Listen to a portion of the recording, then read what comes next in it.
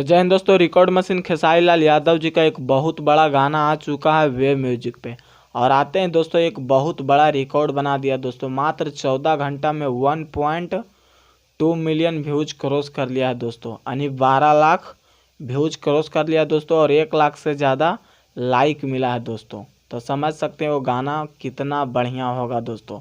और single song है दोस्तों, सॉन्ग का टाइटल है सखी हो गई झगड़ा भतारे से, जो कि यामिनी सिंह फिट है दोस्तों।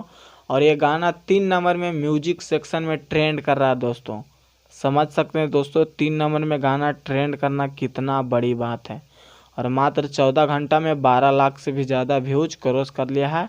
यामिनी सिंह जी फिट है दोस्तों। तो एक बार जरूर जाके सुनिए, एकदम लेवल का गाना है और आर्या शर्मा जी का म्यूजिक है दोस्तों। तो अपडेट अच्छा लगा होगा तो चैनल को सब्सक्राइब करना और ज़्यादा से ज़्यादा शेयर करना। तो दोस्तों फिर मिलेंगे अगले वीडियो में। जय हिंद।